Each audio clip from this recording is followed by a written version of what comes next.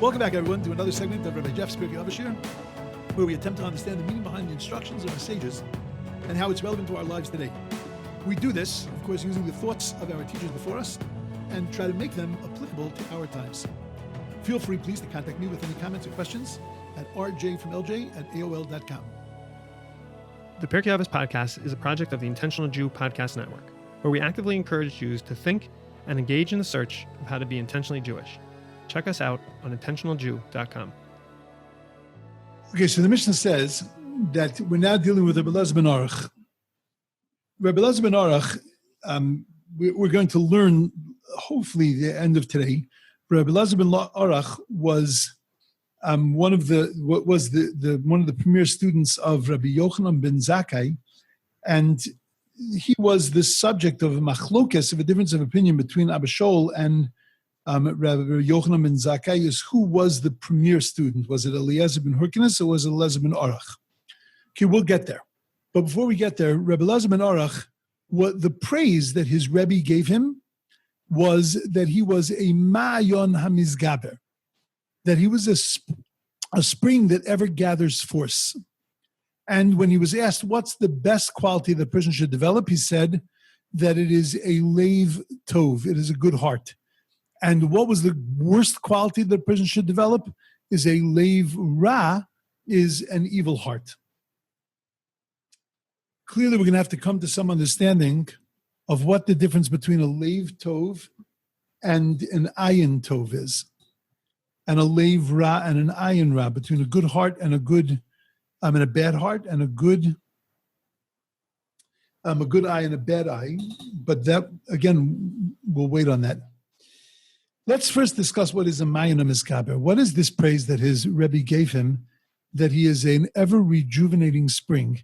An ever-rejuvenating spring, I think, would mean that it's a person who is able to be mechadesh, was able to come up with new ideas, novel approaches, was a person who is forever being able to see new things and nuances in text. And you've met teachers like that they can teach you a text and you can have learned the text 100 times, but the way that they see it and that they continue to see it is with constant nuance. And every time they approach the text, they see something brand new.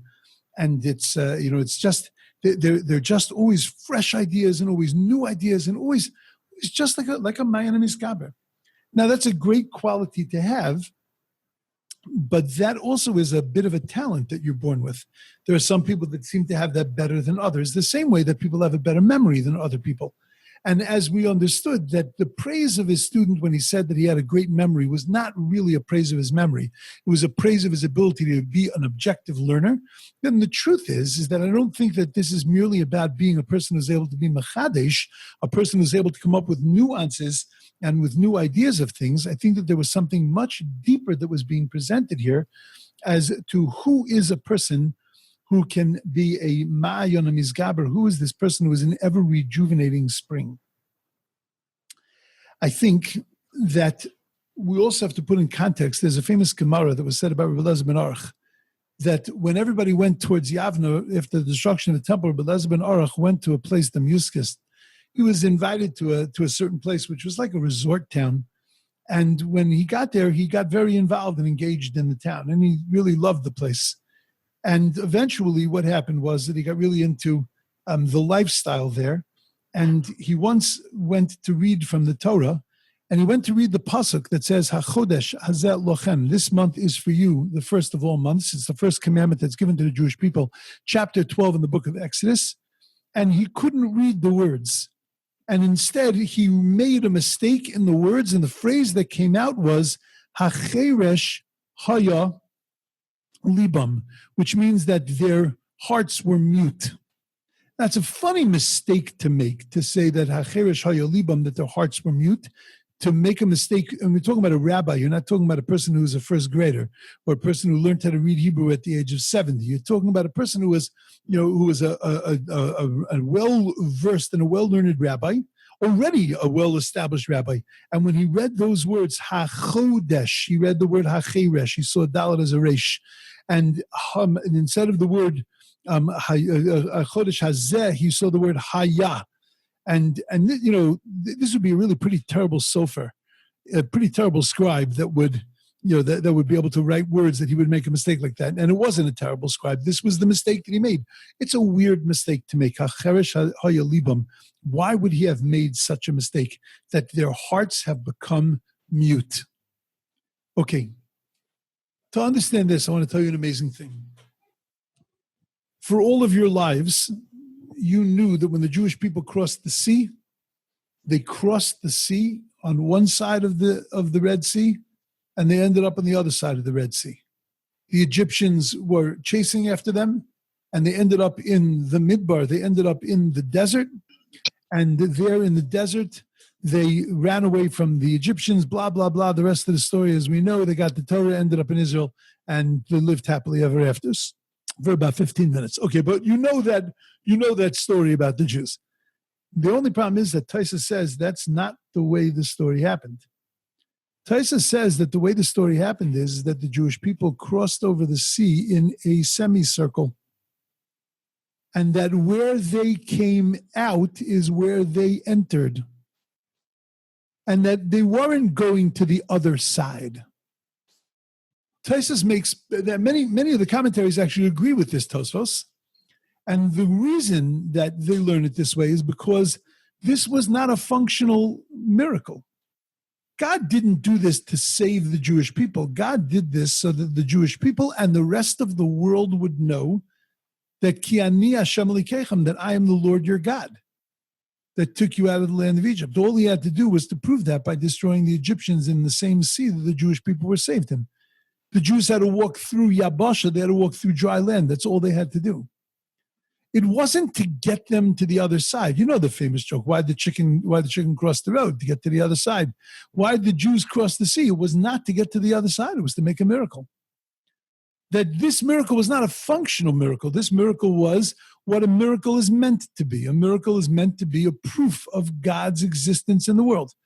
I've mentioned once before that the word nes, miracle, and the word banner are the same Hebrew word, the word nes. And the reason is because that is what a miracle is. A miracle is a banner for God. It seems, though, to be a little strange that we would go in and out in the same place. Other than the message of God proving his might and ability to be able to destroy the Egyptians, what could have been another message that God was trying to send us with bringing us in and out of the same place in the sea?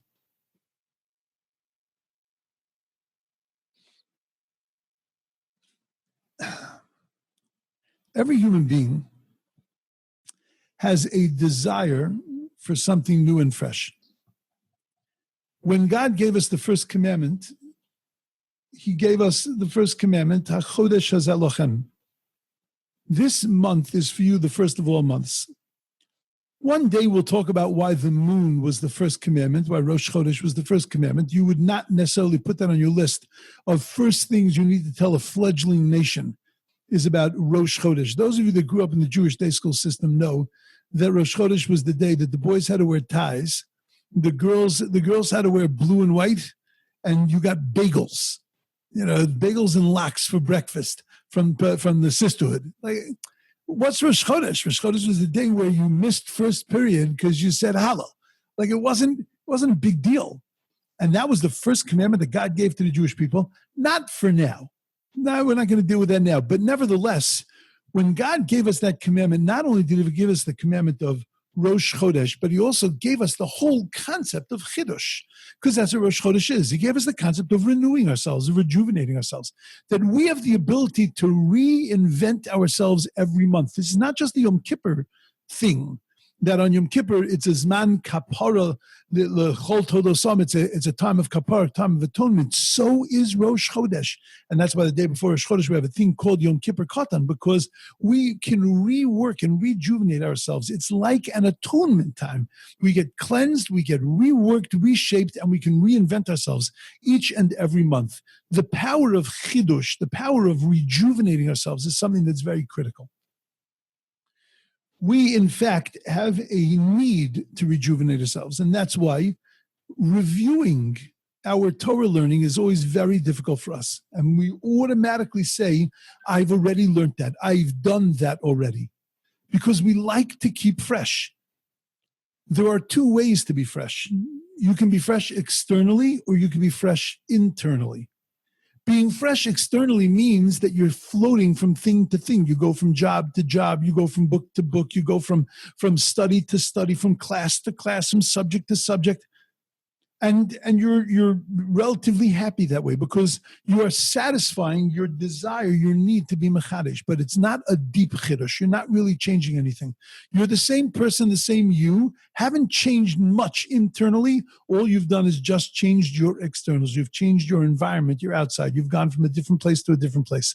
When people move many times in their lifetime, because they go to a place, they stay there for a little while, not particularly happy, they move to another place, they're not going to be particularly happy there either, because they're using this desire for chidush, this desire for newness, they're using it only in the external way, not in the internal way. And the internal way is that when a person is mechadesh, when a person grabs onto newness, a person grabs onto new things that changes their inside. When they change their perspective on things, they change their ability to be able to relate to and to see things from a different perspective. So then that is called newness. It's a fascinating idea that there was a Rosh Yeshiva that was had a very difficult time with his students reading a newspaper. And the reason that he had a difficult time with them reading a newspaper was nothing to do with them reading secular news, but it's because they had satisfied. He once said to one of his students that, Rabbi Ber once said to one of his students that read a newspaper, he said to him, "You're not going to be mechadish anything today.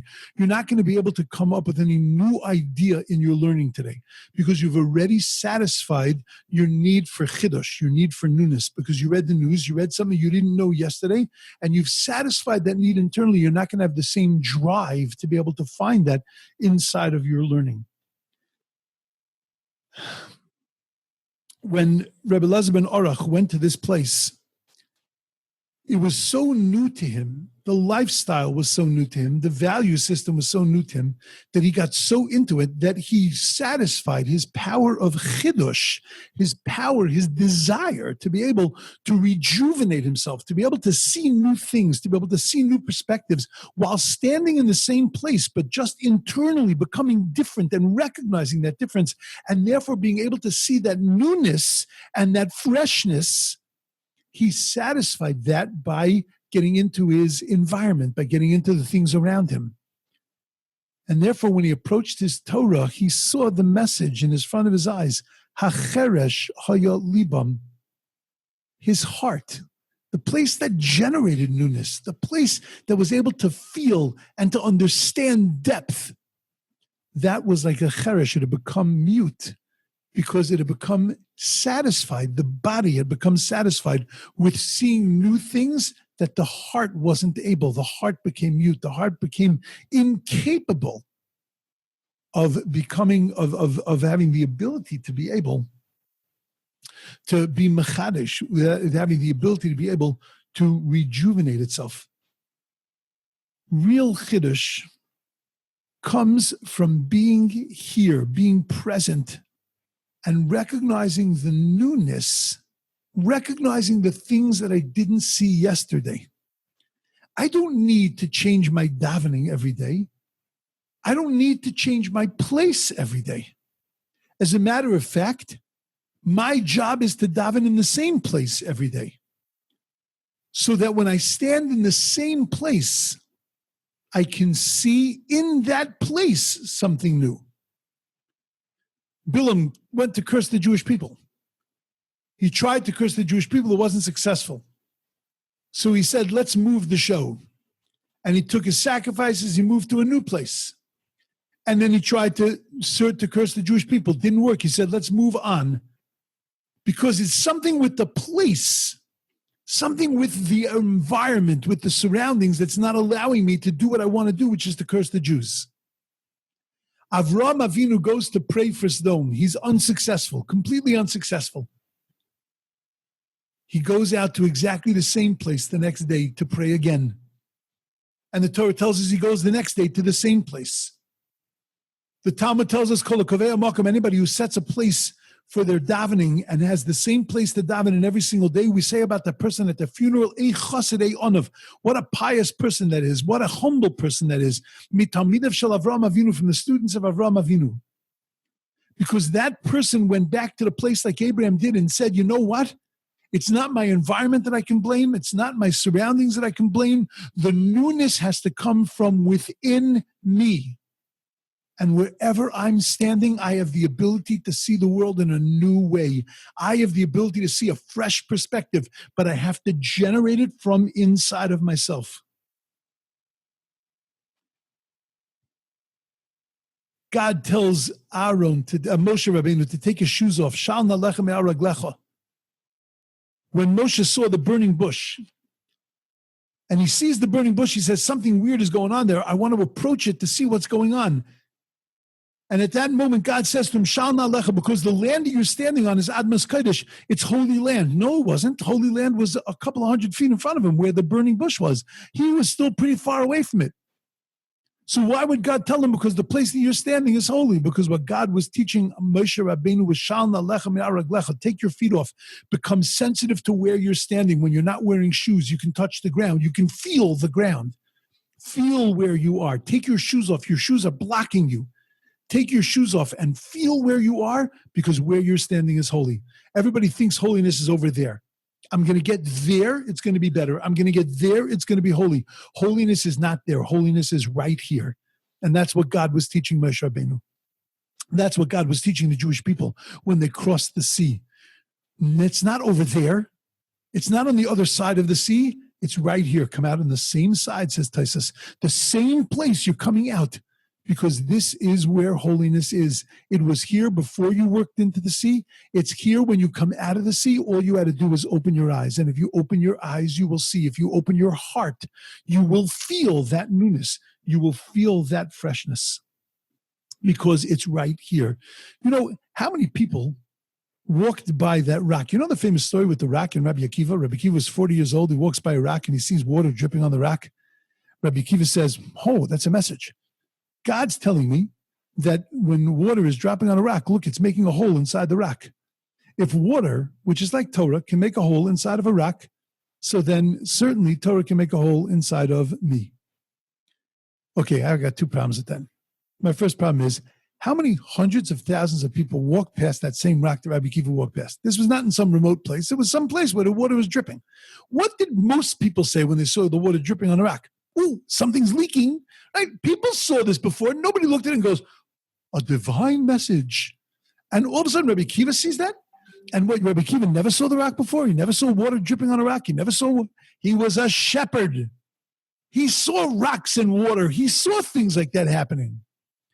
But it was at this moment, Rabbi Akiva's heart was open. And when his heart was open, he was able to see a new message. And the very same rock that he looked at yesterday, the very same rock that he looked at the day before, and he saw it as a leaky rock, today he saw it as a divine message.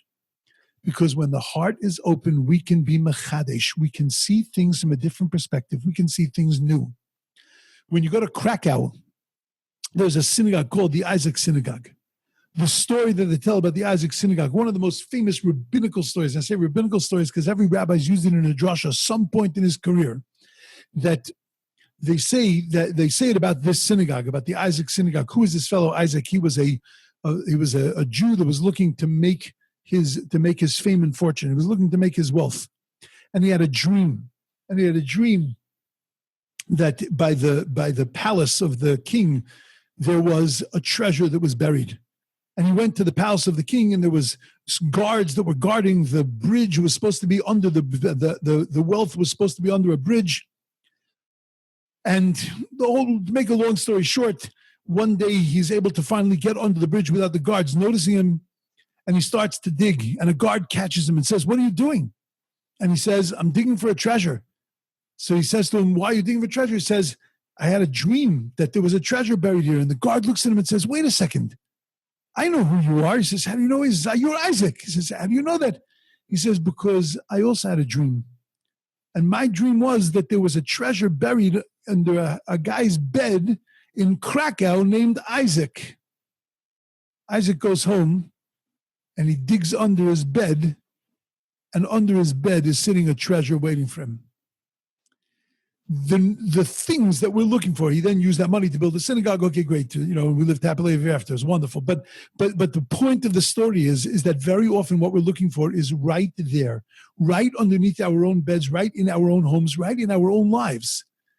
All we have to do is see it from a different perspective, and then all of a sudden is a chiddush, is something new, something amazing.